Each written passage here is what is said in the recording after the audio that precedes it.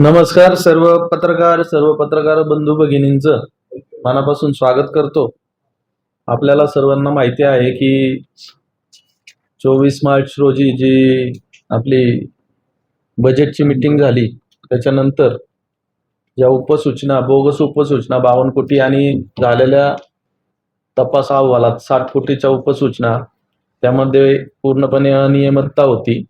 त्यानुसार आपण लेखापाल जे होते मुख्य लेखापाल प्रवीण जैन यांच्या कारभाराबद्दल सगळ्यांनी तक्रारी केल्या. त्यानंतर त्यांच्यावर रीतसर चौकशी लावून जो अहवाल तयार करण्यास सांगितला होता तो अहवाल आज आयुक्त साहेबांनी आमच्याकडे दिलेला आहे. तर त्या बाबतीत पूर्णपणे खुलासा सन्माननीय सभापती साहेब आपल्याला करतील. आपण ज्या अहवालाची मागणी केली होती, चौकशीची मागणी केली होती, त्या चौकशीच्या मागणीमध्ये मागच्या वेळेस देखील कमिशनर साहेबांनी तो अहवाल दिला होता. त्या अहवालामध्ये या ज्या उपसूचनांद्वारे जी बिलं दिली असं सांगण्यात आलं होतं कॅफोनचं, तर तसं कुठल्याही पद्धतीने अशा पद्धतीने बिलं देता येत नाही असं या अहवालामधून सिद्ध होते. आणि जी काही बिलं दिली गेलेली आहेत त्यांना हा आधार घेणं चुकीचं होतं. याच्यामध्ये कुठेही स्टँडिंग कमिटी असेल, जनरल बॉडी असेल किंवा कमिशनर साहेब असेल यांची कुठलाही ह्याला हे नव्हती, मान्यता नव्हती आणि तरी देखील हे सादर केलं होतं आणि हे याच्यातून सिद्ध झालेलं आहे. याचबरोबर या चौकशी दरम्यान काही गोष्टी एफडी संदर्भात देखील लक्षात आलेल्या आहेत की ज्या एफडी ज्या आपल्याला वार्षिक ज्यावेळेस आपण परत एकदा त्या ठेवी ठेवतो तर त्याच्यामधली जी गॅप आहे ती साधारणपणे एक महिन्याच्या गॅप ठेवल्या गेल्या होत्या की त्याच्यामुळे देखील साधारणपणे 500 ते 700 कोटी जे वेळ जर ठेवल्या असत्या तर एक महिन्याचा व्याज महापालिकेला अजून भेटला असतं तर ते देखील मिळालेलं नाहीये. ते देखील महापालिकेचं नुकसान झालेलं आहे. काही मागणी ज्या केल्या होत्या बँकांना की बाबा तुम्ही बँक कडून दर मागविताना ईमेल पाठवल्याची प्रत नस्तीमध्ये उपलब्ध झाली नाही, म्हणजे बँकांना ईमेल पाठवल्याची प्रत देखील याच्यामध्ये उपलब्ध नाही. म्हणजे सगळ्याच बँक्सला ह्यांनी कॉम्पिटिशन्सला बोलवलं नाही आणि ते बोलवलं असं तर काही बँकांनी दर जास्त देखील दिला असता आणि तो देखील महापालिकेला फायदा झाला असता. म्हणजे असं काही बँक्सला डोळ्यासमोर ठेवूनच हे केलंय असं एकंदरीत यावर दिसतंय. त्याचबरोबर गुंतवणुकीच्या बाबतीत विहित नमुन्याची नोंद होईल तपासणी कामे उपलब्ध न झाल्यामुळे गुंतवणुकीची बाब ताळमेळ घेता आला नाही. म्हणजे या गुंतवणुकीच्या बाबीचा ताळमेळ देखील याच्यामध्ये नाहीये.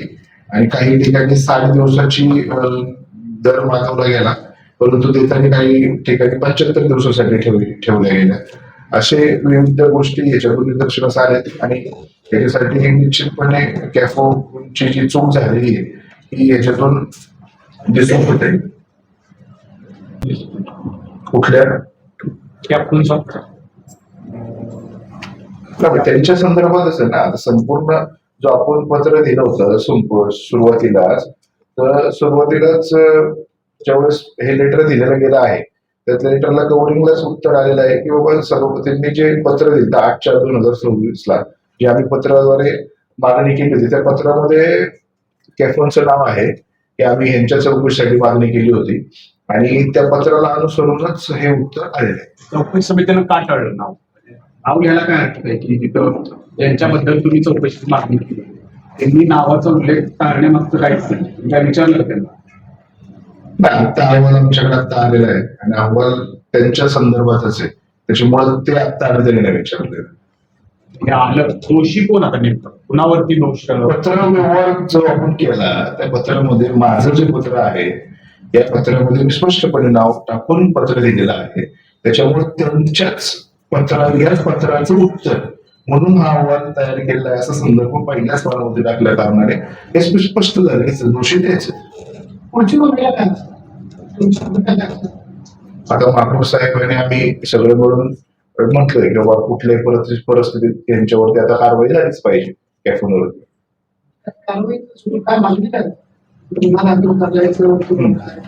जे यांनी जो गुन्हा केला आहे त्याच्यात प्रशासकीय जी कारवाई असती तीच होणार, जी असेल ती त्या गुन्ह्याला साजेश. आपण म्हणाले होते की गुन्हा दाखल झाला पाहिजे आदेश. हा, मी आता आयुक्त साहेबांना सुद्धा बोललो की आता ते जे तुम्ही काल मला बोलले होते ते परत येण्याचा प्रयत्न करताय किंवा काय, तसं काय होऊन देणार नाहीये आम्ही. त्यांना परत या पदावर घेणार नाही. त्यांनी तसा प्रयत्न केला तर त्यांच्यावर FIR सुद्धा करेल आम्ही. परंतु आता तर आयुक्त साहेबांना सांगितलंय तुम्ही त्यांच्यावर योग्य ती कारवाई करून टाका. ठेकेदारांना तर बिलं भेटलात ना, त्यांना बिलं भेटणंच होतं ना. नाही त्यांचा काय संबंध. त्याच्यामध्ये कमिशनर साहेबांनी असं सांगितलंय की ठेकेदारांची जी बिलं दिली गेली ती कमिशनर साहेब स्वतःच त्याची शहानिशा करतात आहे की त्यांनी काम केलं होतं का, फील्डवरती जागेवरती काम केलं होतं नव्हतं, आणि ह्याचा ते अहवाल त्यांचा ते तयार करून मग त्यांना बिलं दिली गेलेली योग्य होती का योग्य होती त्याचा तो निर्णय ते घेणार आहेत. परंतु बिलं कुठल्या मार्गाने दिली होती त्या सूचनांचं नाव जर त्यांनी काढलं होतं याची आमची हरकत होती. त्याच्यामध्ये ते कॅफ दोषी आहे ते स्पष्ट झाले. म्हणजे 1810 कोटीच्या ठेवी 1810 कोटीच्या तर संपल्याची तारीख आणि ती नंतर ठेवीला दिल्याची तारीख यामध्ये मोठी तफावत आहे. तर त्यामध्ये जो आपल्याला व्याज भेटलं म्हणजे तो किती कोटींमध्ये जातोय व्याजाचा 1810 कोटींचं व्याज आपण जवळपास महिना आपल्याला मिळालेलं नाहीये. आणि प्रवीण जैन यांनी ते जाणीवपूर्वक केल्याचं दिसतंय. कदाचित तो व्याज त्यांनी पण खाल्लेला असू शकतो बँकांच्या. तर तो किती आहे आकडा जो मला वाटतं की प्रवीण जैन यांनी या बँकांच्या ठेवी देताना बँकांना त्यात पण बरोबर आहे. आता हे जे ठेवींचं जो आहे मला मी तुम्हाला सांगितलं की आता हे आकडेवारी आहे. समजा 84 कोटीची एक ठेवी होती ती 31/7/2024 मुदत पूर्ण झाल्याची दिनांक होता. तर ती अपेक्षित होती की 1 तारखेला ती परत ठेवली गेली पाहिजे होती. परंतु ती ठेवली गेली 27/8 म्हणजे साधारणपणे 1 महिन्याचं व्याज त्या ठिकाणी आपलं बुडलेलं आहे. आता समजा 84 कोटी जर असेल तर 84 कोटीला साधारणपणे आपल्या 60 ते 65 लाख रुपये महिन्याला व्याज येतं. मग तर 1 महिन्याचं जर व्याज पुरवलं असं जर आपण जर गृहीत धरलं तर साधारणपणे आपले तिथं आपले 5 लाखाच्या आसपास इथं एका ठेवीचा सांगितलं मी. मग असा जर डिफरन्स तुम्ही जो सांगताय तर तो डिफरन्स जर तेवढ्या ह्याचा असेल तर निश्चितपणे मोठं नुकसान आपलं महापालिकेचं हे झालं. मग तेच निदर्शनास आणून द्यायचं होतं आपल्याला आणि त्यात आपण निदर्शनास आणून देण्यास यशस्वी ठरलो किंवा याच्यामध्ये चौकशी समितीने त्याचा उल्लेख करायचा नाही. चौकशी समितीने काढून दिलं त्याच्यामध्ये की बाबा किती तारखेला ते झालं, किती तारखेला झालं, व्याज किती आपलं हे झालं, नुकसान किती झालं ते टाकलं नाही त्यामध्ये. त्याचं कॅल्क्युलेशन त्यांनी आकडेवारी टाकलेलं नाही. परंतु ती आकडेवारी आपण देखील करू शकतो म्हणजे आपल्याला लगेच लक्ष देऊन जातं. आता प्रवीण जैन यांचा आतापर्यंतचा कारभार बघता उपसूचनांचा त्यांनी 60 कोटींचा वाढ केला आहे. ह्या 1810 कोटींचं व्याज पण त्यांनी गडप केलं. जो 1 महिन्याचा जो काही व्याज आहे जो आपल्याला मिळणं अपेक्षित होतं बँकांकडून आणि त्यांनी जो वेळ घालवलाय महिन्याचा. आता तुम्ही एका ठेवीचं सांगितलं की 5 लाख रुपये एका महिन्याची. 1810 कोटींचं काही कोटींमध्ये जाऊ शकतं. त्यात पण त्यांनी खाल्लेत पैसे असू शकतं, इंटेन्शनलीच असू शकतं, नाहीतर का केलं असं. किती कमी आपल्याला आपला मूळ काय आहे की बाबा त्यांचं असू शकतं आज आम्ही म्हणतोय, परंतु ते चुकलंच हे तर सिद्ध होतंय. जर तो माणूस त्याला जर तेवढं लक्षात जर त्यांना जर आलं नसेल, त्या पदाला जर काम करणाऱ्या माणसाच्या जर लक्षात आलं नसेल की एक महिना आपण महापालिकेचा व्याज बुडवतोय तर त्या माणसांना अशा व्यक्तींना त्या पदावर बसायचा अधिकार नाही.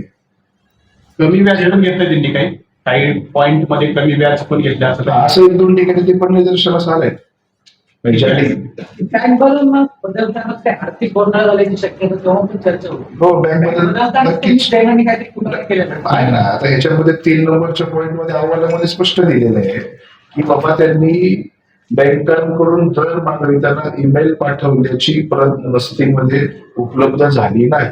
याचा अर्थ त्यांनी बँकांना जे इन्व्हाइट करायचं असतं ते त्या बँकांना सर्व बँकांना इन्व्हाइट केलेलं नाही.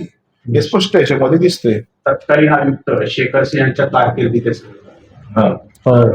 त्यांचं याकडे दुर्लक्ष झालं, जाणीवपूर्वक दुर्लक्ष त्यांनी केलं की त्यांचाही यामध्ये सहभाग असावा अशा काही शक्यता होतात. आता या शक्यतांना सगळ्यांनाच व्हावे किंवा सगळ्याच असू शकतात त्याच्या वाटतात त्यांना. आता आपण कशावरती टेक्निकली पॉईंट्स वरती जातोय की त्या पदावरती बसलेली व्यक्ती त्या व्यक्तीने केलेला चुकीचा कारभार ह्याच्यातून दिसतोय. मग ते त्यांच्याबरोबर इंटेन्शनली त्यावेळेस जे होते ते जबाबदार आहेतच. म्हणजे प्रदीप जांभळे असतील, शेखर सिंह असतील, ज्यांना ज्यांना त्यावेळेस विचारणा झाली असेल या कामासाठी किंवा ज्यांच्या सायन्स असतील काही गोष्टींवरती किंवा ज्यांच्याकडे डिपार्टमेंट्स असतील आणि त्यांना विश्वासात घेऊन जर हे काही केलं असतं तर निश्चित ते जबाबदारी असते. आपण आपल्याकडं त्यांनी 14 उपसूचनाच्या आधारे जी काही दैनंदिन कार्यवाही केली ती अनियमितता आहे हे बरोबर आहे, पण त्या 14 उपसूचना तिथं क्रिएट झाल्या, ज्यांनी तयार केल्या, ज्यांनी त्यांच्यापर्यंत पोहोचवल्या, त्यांच्यावरती कारवाई काय? म्हणजे एचओडीचं नाही. ते याचं म्हणतात किंवा ज्या उपसूचना ज्यांनी बनवल्या नाही, आणि मुळात आहे ना आमचं पहिल्या दिवसापासूनच एकच हे होतं की मुळात ते उपसूचना अशा बनवताच येत नाही. पहिल्या दिवसापासूनचा पॉईंट आमचा एकच वॅलिड होता की जनरल बॉडीला कुठला विषय मंजूर झालेला नाहीये, तुमचा स्टँडिंगला कुठला विषय मंजूर झालेला नाहीये किंवा कमिशनर साहेबांची कार्योत्तर त्या गोष्टीला मान्यता नाहीये.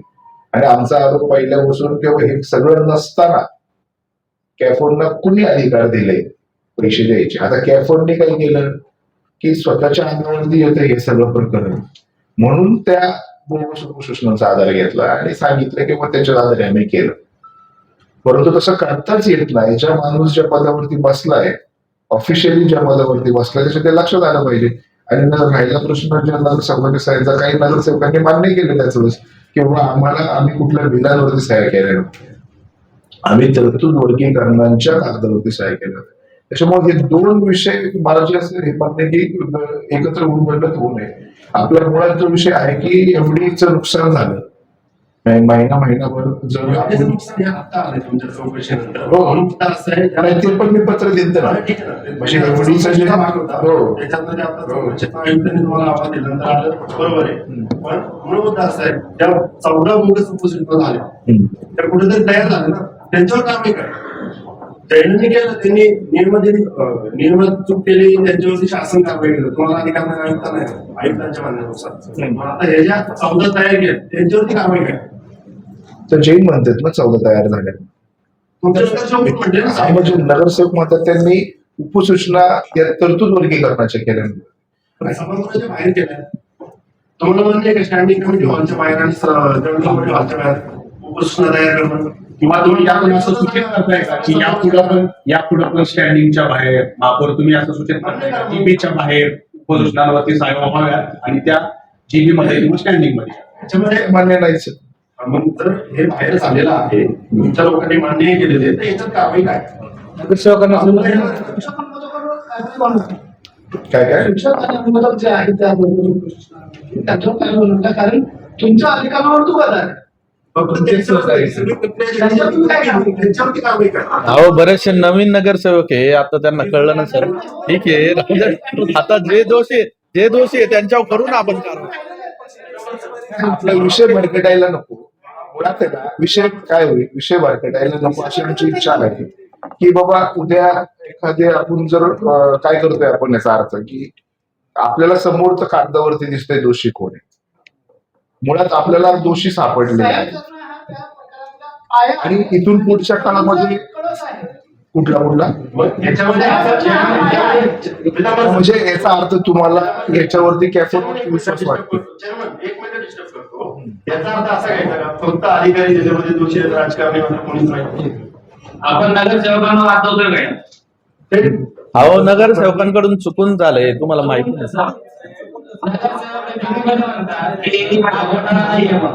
महापौरांच्या अधिकारावर आणलेलं आहे. महापौरांच्या अधिकारावरती सरकारला कधी आला असता की ज्यावेळेस त्या उपसूचना ज्या आहेत त्या खऱ्या आहेत. ते वर्गीकरण झालं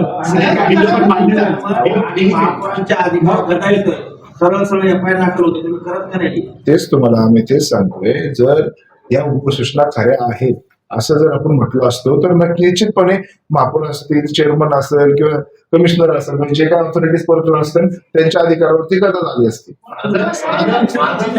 याच्यामध्ये तुम्ही एक प्रकारे दोघंही या गोष्टीला मान्यता देत आहे, सभागृहाच्या बाहेर उपसूचना करून आम्ही मान्य करतो. आम्ही नाहीच केलं ना, म्हणून तो उघड आम्ही नाहीच केलं. तुम्ही मान्यता देताय ना.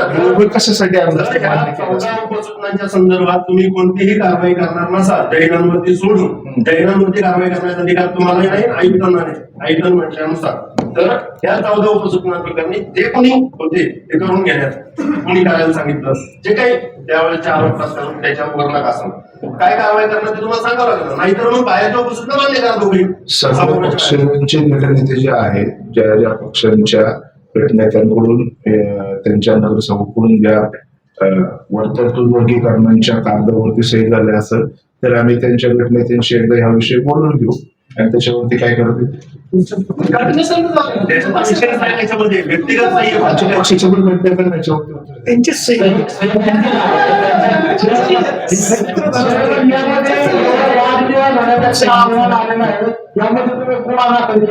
काय काय काय यामध्ये एवढं परिस्थिती निर्माण होते सगळे जर गुन्हा दाखल केला तर निष्पक्षपणे चौकशी होईल. नगरसेवकांची जे सही आहे, गुन्हा दाखल करायचा. नगरसेवकांची जे सही आहे त्यांच्या गुन्हा दाखल झालाच पाहिजे नाही, त्यांना का सोडता? मग तुम्हाला तेच सांगतोय आम्ही परत परत की आपण दोन विषय बाजूला घेतोय. आतापर्यंत 10 लोकांनी म्हटलं की नगरसेवकांवरती गुन्हा दाखल पाहिजे, पण ज्या 10 पैकी 9 लोकांनी तरी म्हणावं की बाबा खरंच हे दोषी आहे त्यांच्यावरती पण गुन्हा दाखल.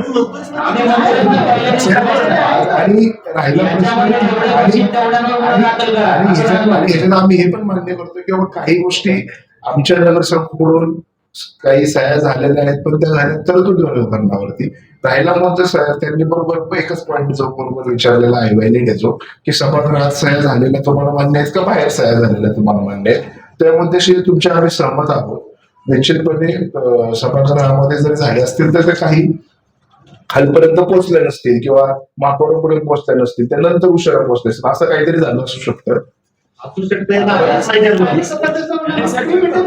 आर्थिक बाब आहे 7 कोटींचा याच्यामध्ये थेट आर्थिक व्यवहार आहे. वर्गीकरण होते कुठल्याही बिलावरती कुठल्याच नगरसेवकाची सही नाही. बिलावरती जरी सही नसते तरी जे बिल समजा 1 कोटीचं बिल जरी त्या उपसूचनेच्या आधारे झालं असतं तरी त्याचा आधार ती उपसूचनाच आहे. त्या उपसूचनेच्या आधारे देताच येत नाही असा हा अहवाल आहे. आपण दिलंय ना, त्यांनी दिलं मग त्यांचं ते गुन्हेगार ठरले आज. त्यांनी ज्यांनी दिलं ना, ज्यांनी दिलं ते गुन्हेगार ठरले. हे ज्यांनी त्यांच्यावरच होऊ शकते. त्यांच्यावरतीच त्यांच्यावरच करायला लावलंय ना.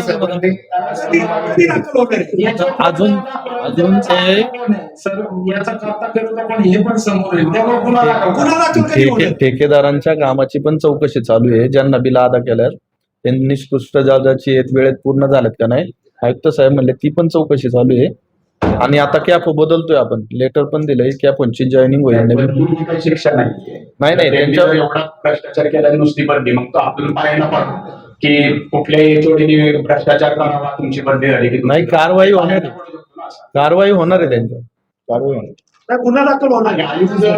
आयुक्त स्वतः जैन यांना वाचवत आहेत का असा प्रश्न आहे. कारण आयुक्तांनी जे सक्तीची रजेची त्यांना नोटीस काढली होती, म्हणजे आयुक्त इतके तरी अध्यायी नसावे कारण आता रिटायरमेंटला ते आलेले आहेत, पण त्यांना नोटीस द्यावी लागते. त्यांनी ती जी नोटीस दिली नाही तीच त्यांनी परवान दिली का प्रवीण जैन यांना की त्यांनी मॅट मधून जाऊन ती सक्तीची रजा नाही, निरपेक्ष चौकशी व्हावं म्हणून रजा दिली त्यांनी. नाही तर सक्तीची रजा ती मंजूरच नाही झाली. अहो पण जैनी तर नाही म्हणून निरपेक्ष चौकशी तरी झाली ना. त्यांनी मध्ये मध्ये त्या चौकशीला कुठंतरी डायव्हर्ट केलं असतं ना. ते रजेवर असल्यामुळं चौकशी चांगल्या प्रकारे झालेली आहे ना. पण परवान दिली का आयुक्तांनी? नाही पळवट नाही. आज पण ते म्हणतात कारवाई करणार आहे. आता ते प्रशासनाला अहवाल मागून जे योग्य ती कारवाई ती करायची आहे. म्हणायला तर ते म्हणतात की शहराचा आम्ही काय पलट करू, म्हणणं आणि प्रत्यक्षात होणे यात खूप फरक आहे. ते मस्त म्हणतायत त्यांच्यावरती कारवाई करू. तुम्ही पण मस्त म्हणत होते की उद्या 15 तारखेलाच अहवाल सादर होणार आहे, तो प्रत्यक्षात झाला नाही. म्हणायला काय येतं, प्रत्यक्षात श्रुती काय हा प्रश्न आहे. त्याच्यामध्ये एक मुद्दा असं पण आहे की तुम्ही जे मांडलं एका उपसूचना बोगस आहे तेवढंच आयुक्तांनी सांगितलं, वेगळं नाही. कसली चौकशी केली मग या प्रकरणात? मग ते सिद्ध झालं ना. काय चौकशी केली? सिद्ध झालं. तुम्ही तर मी म्हटलं मुळात असं आहे, ज्या उपसूचना तुम्ही दाखवल्या होत्या त्या उपसूचना बोगस होत्या हे तुम्ही ज्या दिवशी आरोप केला त्याच दिवशी सिद्ध झालं होतं. त्यांनी फक्त कागदोपत्री चौकशी पूर्ण करून दिली. त्याच्या पलीकडे जाऊन चौकशी करण्यात त्यांची गरज होती. त्याच्या पलीकडे त्यांनी त्याच्या पलीकडे ठेवण्याचा विषय 2 मिनिटं बाजूला ठेवा. फक्त उपसूचनांच्या संदर्भात मी म्हणतोय सूचना आणि ठीक या दोन गोष्टींची मी मागणी केली होती, त्या दोन्ही गोष्टींचं त्यांनी केलं. आता तुम्ही मागणी करायच्या पेक्षा जास्त त्यांनी ज्या गोष्टी केल्या त्याच्यामध्ये ज्या ठेकेदारांच्या खात्यावरती ती बिलं केलेली आहे त्या ठेकेदारांची देखील ते चौकशी करता येते की त्यांनी जागेवरती काम केलंय नाही केलंय, त्या विभागातल्या कुठल्या व्यक्तीच्या सह्या आहेत आणि काम न करता जर कोणी बिल काढलं असेल तर त्याच्यावरती देखील ते कारवाई करणारे असेल इथपर्यंत त्यांनी चौकशी केलेली. त्याचं याचं काहीच नाही. नाही पण ते पण जे मला जो अहवाल दिलाय त्याच्यामधला जो शेवटचा निष्कर्ष आहे त्याच्यामध्ये स्पष्ट तेवढंच म्हटलंय, समजा उपस्थित एक पत्र तुम्हाला दिलं होतं तेवढं त्या अहवालात उपस्थितांच्या संदर्भात वेगळं काहीच नाही. पण त्यांनी चौकशी काय केली? त्यांच्या सहीचा जो अहवाल आहे ना त्यांनी जे शेवटला सांगितले ते पॉईंट ठीक आहे, परंतु जे मध्ये जे पॉईंट सगळे तुम्ही बघितले जे लिहून दिलेले आहेत त्याच्यामध्ये जो डिफरन्स आलेला आहे त्याच्यामध्ये ते स्पष्ट दिसतंय ना सगळ्या गोष्टींमध्ये. 52 झाले ना. हो, आणि 52 कोटीच्या आम्ही हे केल्या होत्या त्या 52 नसून ते 60 आहेत हे पण त्यांनीच हे केलेलं आहे. तेवढी प्रगती एवढी प्रगती आहे. कारवाई होऊ शकत नाही, तुम्ही त्यांना दोषी धरताय आणि ज्याच्यावर कारवाई करू शकतो त्यांना तुम्ही वाचवताय असा विषय मी. कोणावरती कारवाई करू शकतो? बाकीचे ठेकेदार असतील अधिकारी असतील त्यांना तुम्ही वाचवताय त्यांची आणि जे चौकशी तुम्हाला कारवाईचा अधिकारच नाही तुम्ही एकाच दोषी धरताय, हेच दोषी हे दोषी नाही नाही, आम्ही जैनला कारवाईचा अधिकार नाही असं म्हटलंच नाही. जेलवर गुन्हा दाखल झाला पाहिजे आतापर्यंत. जैन मध्येच आमची पण मागणी आहे ना, आता आमची पण मागणी तीच आहे. पुन्हा कोणी कमिशनर कमिशनरच करणार ना. त्यांचा अधिकार नाही. करू शकत नाही. त्यांनी ते पुढे कारवाईसाठी हे केले ना राज्य शासनाला. पुन्हा कधी दाखल झाला? अहो त्यांचं आता लेटर येईल शासनाचं त्यांना की याच्यावर योग्य ती कारवाई करायची, मग ते करतील ना. शासनाचा विषय नाही आहे. शासनाने कुठेही तुम्हाला सांगितलेलं नाही. शासनाने कुठेही तुम्हाला मागितलेलं नव्हतं. पण आपल्याला जर तुम्हीच ते जाऊन दिले.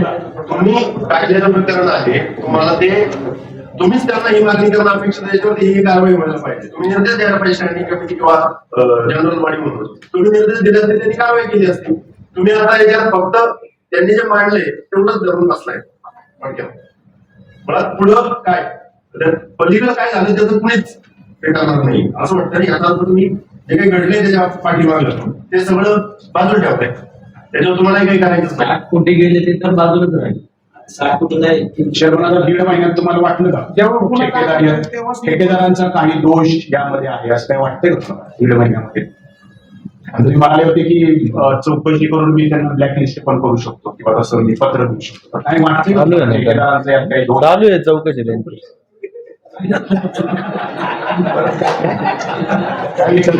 म्हणजे ठेकेदारांचा यात काही दोष दिसतोय का म्हणलं आतापर्यंत 1.5 महिन्यात तुम्हाला दिसला का जाणवला? मग आता ह्याच्यातून चौकशी होणार ना त्यांची पण. आता काय त्याच्यात झाला?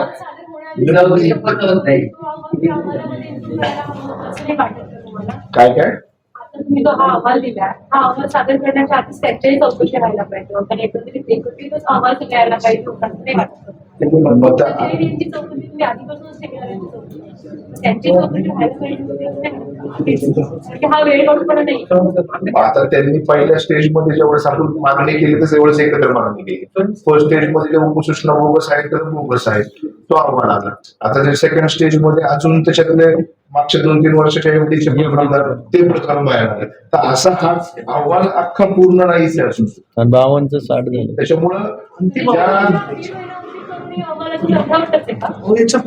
अंतिम निष्कर्ष म्हणजे नाही नाही ठेकेदारांची पण चौकशी झाली. त्यांची पण आहे ना. याच्या चौकशीचा प्रचंड वेग पाहता तुमची कारकीर्द संपेपर्यंत येईल का दोघांची? नाही, आधी येईल, जेवढं आधी. प्रकरण बाहेर काढले आम्ही तेवढं आलंय आता त्याच्याबद्दल तरी समाधानी आहोत. पण पुढच्या काळात अजून काय करता येईल ते बघू. तुमच्या नगरसेवक असल्यामुळे तुम्ही त्यांच्यावर कारवाई करण्यासाठी असं काय ना आमच्या पक्षाचे नगरसेवक मी तुम्हाला पहिल्या दिवसापासून सांगतो. नगरसेवकांचं नाही त्याही तुम्ही लगेच नगरसेवकांना क्लीन चिट देताय मागं. नाही हो. अहो त्यांनाच आश्चर्य वाटलं हे आमच्या सह्या याच्यावर आणि हे त्यांना हे पण माहित नाही हे सभागृहात असतं स्टँडिंग मध्ये असतं. या बोगस उपसूचना आहेत. हा झाली बरं त्यांना आश्चर्य वाटलं नाही. तुम्ही तक्रार करणार आहे का? नगरसेवकांची फसवणूक नाही, आहे. आम्ही कार्यशाळा घेतोय कार्यशाळा. माहिती होण्यासाठी बापट ते नवीन नगरसेवक म्हणतात पण तिथे गट नेते अनुभव घेतला त्यात त्यांनी पण सही केली स्टँडिंगची इन्व्हॉल्व होती एकेकाळी. 4 वाजता कसं होते पण सर, माझे पण फसवलं तुम्हाला नाही तरतूद वर्गीकरणाच्या ह्याच्यावर त्यांनी केले सगळं काही. तुम्ही बिलावरती किंवा असल्या गोष्टींमध्ये गेले काही तर चुका झालेल्या आहेत ते झालेले आहेत. परत एकदा तिथं झालो मी की तुम्ही जरी नगरसेवकांनी सह्या केल्या असतील समजा त्यांना त्यातली माहिती नव्हती ज्यांनी त्यांच्या सह्या घेतल्या त्यांच्यावर पण कारवाई होणं अपेक्षित करा. तुम्ही ते का नाही करत? ज्यांनी घेतलं अहवाल दाखवलं त्यांच्यावर कारवाईची मागणी केलीच की आपण. आता हे आता पण तुमचं मत काय आता पण तुमचं मत काय आहे?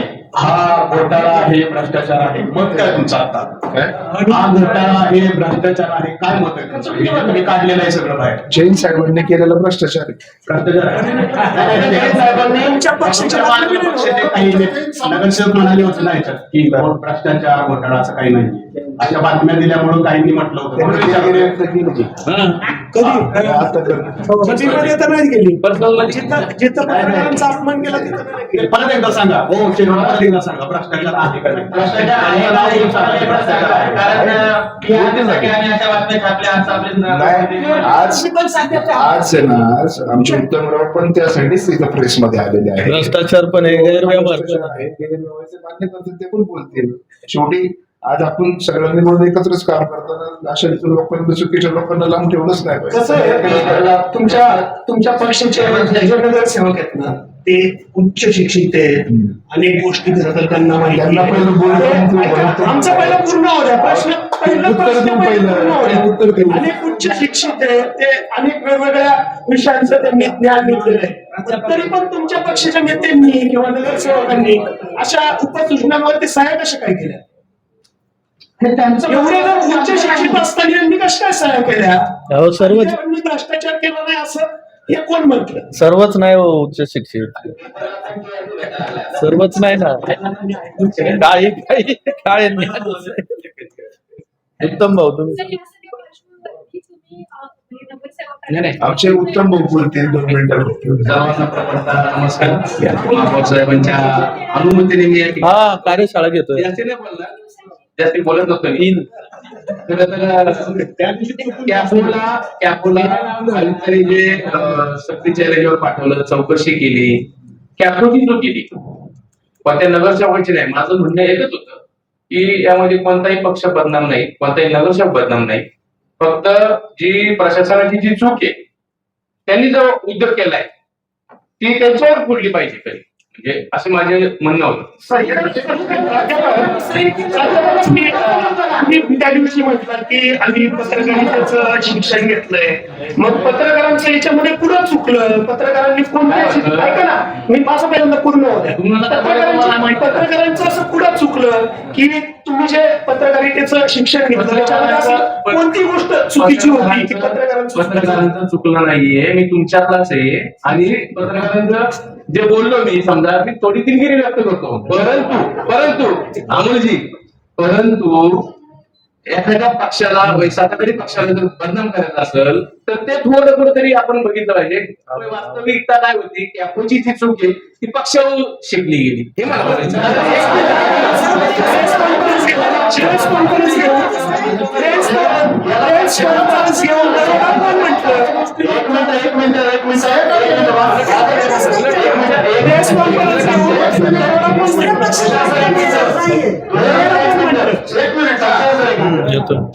आता हे काय म्हणले दिलगिरी व्यक्त करतो.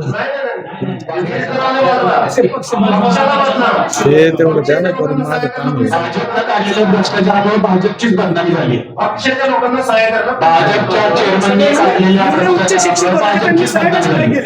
हो, या. म्हणजे तुम्ही चेअरमन भाजपची बदनामी करण्यासाठी भ्रष्टाचार काढलाय का बाहेर? नाही, कसं आहे? ते महापौरांनी जे गुन्हा दाखल करण्याची मागणी केली म्हणजे भाजपची बदनामी करण्यासाठी हा भ्रष्टाचार काढलाय का? आपण आता आहे ना विषय भरत जायला नको.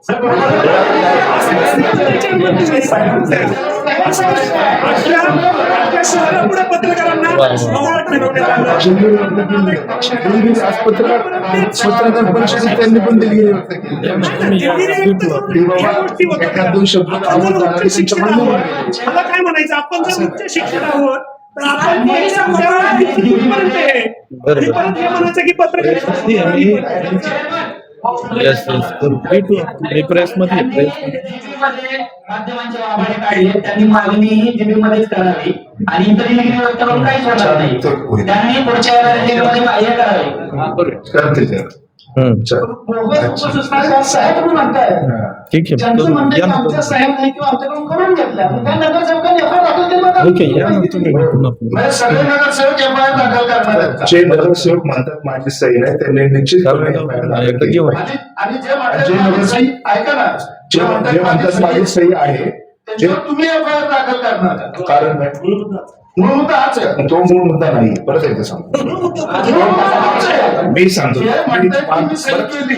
माझं मत त्याच्याबद्दल सांगतो माझं वैयक्तिक मत सांगतो की बाबा एखाद्या नगरसेवकाने सही केली तर त्याने ती तरतूद वर्गीकरणासाठी सही केलेली आहे असं त्याला सांगितल्यानंतर त्यांनी त्या कागदावरती सही केली होती, परंतु त्याचा वापर चुकीच्या पद्धतीने कॅफोनने केला आणि त्याची मान्यता कुठेही नव्हती, जनरल बॉडीमध्ये नव्हती किंवा आमच्या स्टँडिंग कमिटीमध्ये नव्हती. अशी मान्यता नसताना कॅफोनने ते घ्यायचं नव्हतं, परंतु अशी घटना घडल्यामुळे त्या काही नगरसेवकांकडून चुकून त्या तरतूदसाठी सही झालेली, ती काही बिलावरती सही नाही. त्यांनी एफआयआर काय दाखल केली नाही इतके दिवस कुठल्या नगरसेवक त्यांचं म्हणणं की आमची सही नाही किंवा आम्हाला चुकीची माहिती देऊन सही घेतली त्या त्यांनी नगरसेवकांनी ती मागणी करू, ती मागणी करू. तुम्ही जे म्हटलं ना ते तुम्ही जे म्हणताय ना त्याच्यासाठी आपण त्यांच्या नगरसेवकाच्या सह्या होत्या त्यांना आपण सांगितलं की तुम्ही पण FIR त्याच्या करायचा सुद्धा प्रयत्न होत्या करा. ते एक तर महापौरांना आणि स्टँडिंग चेअरमनला दोघांनाच होते, एक तर जनरल बॉडीसाठी दुसऱ्या स्टँडिंगसाठी.